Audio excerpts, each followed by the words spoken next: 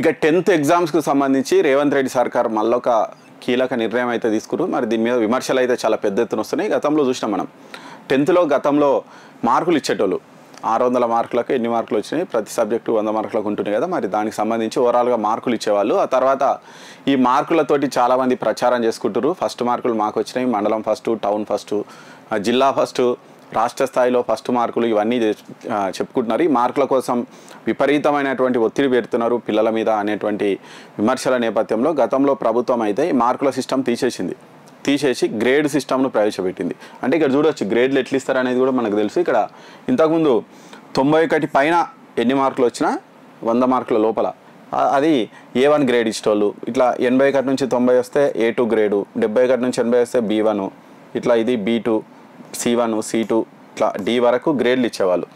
మరి ఈ గ్రేడ్ల సిస్టమ్ తీసేసిరంట. మళ్ళీ గ్రేడ్ల సిస్టమ్ తీసేసి మళ్ళీ మార్కుల సిస్టమ్ ప్రవేశపెట్టిరంట. మరి ఎందుకు ప్రవేశపెట్టిందో మరి రేవంత్ రెడ్డి సర్కార్ వాళ్ళకే తెలియాలి. ఎందుకంటే నిజంగా ఈ గ్రేడ్ల సిస్టమే బెటర్ అని చాలామంది చెప్తూ ఉంటారు. ఎందుకంటే నిజంగా పిల్లల మీద విపరీతమైనటువంటి ఒత్తిడి ఉంటుంది. ఆ 10th క్లాస్ అంటే వాళ్ళు అప్పుడప్పుడే యవ్వనంలోకి ప్రవేశిస్తుంటారు. వాళ్ళ మూడ్స్ కూడా కొంచెం అదో రకంగా అంటే కొంచెం చేంజెస్ ఉంటాయి వాళ్ళకు. అంటే ఏదైనా ఉత్సాహం ఎక్కువ ఉంటుంటుంది.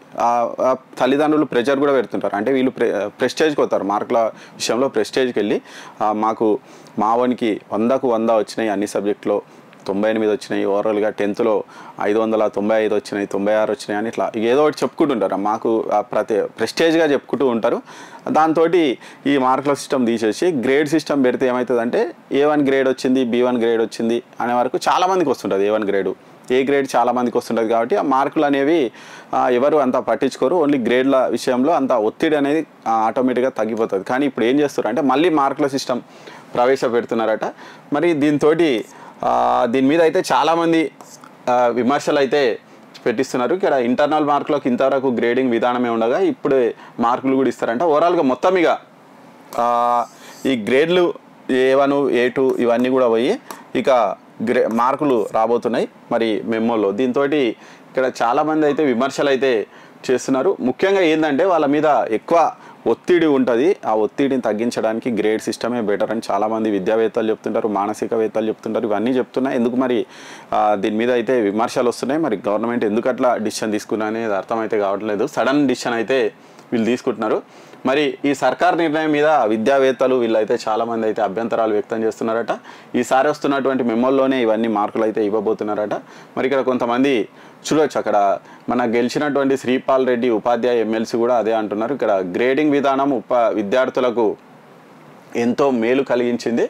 కొత్త విధానంతో మళ్ళీ సమస్యలు వస్తాయి. పక్క రాష్ట్రం ఏపీలో కూడా గ్రేడింగ్ విధానమే ఉంది.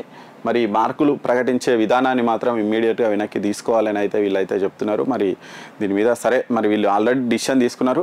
మరి రిజల్ట్స్ కూడా రాబోతున్నాయి కాబట్టి ఇక వీళ్ళు వెనక్కి తగ్గే అవకాశం ఉండకపోవచ్చు. కానీ చాలామంది చెప్తున్న దాని ప్రకారం అయితే మార్కులు వేస్ట్, గ్రేడింగే బెటరు అని చాలామంది చెప్తున్నారు. మరి వాళ్ళు ఎందుకు డిసిషన్ తీసుకున్నారు అనేది వాళ్ళకైనా తెలియాలి. ఇక్కడ ఇంకొక ఆయన ఉపాధ్యాయ సంఘాలు నేత కూడా అదే చెప్తున్నాడు. ఈ గ్రేడింగ్ వల్ల గ్రేడింగ్ తీసేసి మార్కులు ఇస్తే మళ్ళీ స్టూడెంట్స్ మీద ఒత్తిడి పెరుగుతుంది. మరి అసలు ఎవరితోని సంప్రదింపులు లేకుండానే విద్యాశాఖ ఇలాంటి డిసిషన్ తీసుకుంది అని అయితే వీళ్ళు చెప్తున్నారు. నిజంగా మరి విద్యాశాఖ సీఎం చేతిలోనే ఉంది. మరి ఆయన ఇక విద్యాశాఖ డిసిషన్ తీసుకుందంటే సీఎం తీసుకున్నట్టే. మరి ఆయనకి ఎవరైనా రాంగ్ గైడెన్స్ ఇచ్చిరా, లేకుంటే ఆయన పని ఒత్తిడితోటి ఆయన పని ఆయన చేసుకుంటుంటే సడన్గా ఇంకెవరైనా చేసిరా ఈ డిసిషన్ అనేది చూడాలి.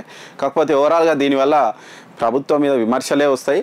అంటే వీళ్ళు అంతే అనవసరంగా గెలుక్కొని ప్రశాంతంగా నడిచేదాన్ని గెలుక్కొని విమర్శలు తెచ్చుకోవడం రేవంత్ రెడ్డి సర్కార్కి అయితే అలవాటు అయింది. మరి ఈ విషయంలో కూడా మరి వాళ్ళు ఒకసారి ఏమైనా తప్పు జరిగిందా చూసి దాన్ని తీయాలి. ఎందుకంటే మనం చూసినాం ఆ గచ్చిబౌలి భూముల వ్యవహారం సైలెంట్గా చేసుకుంటూ పోతే ఏం కాకుంటున్నాయి. దాన్ని ఏదో రాత్రే బుల్డోజర్లు పంపి ఆగమాగం చేసి అది అట్లా చేసుకున్నారు. మరి గ్రేడింగ్ విధానం కూడా అంతే సడన్గా తీసుకొచ్చి అది లేపేసి మళ్ళీ మార్కులు తెస్తున్నారు. దీని మీద కూడా మరి నిరసనలు ఆందోళనలు వ్యక్తమయ్యేటువంటి అవకాశం అయితే ఉంది.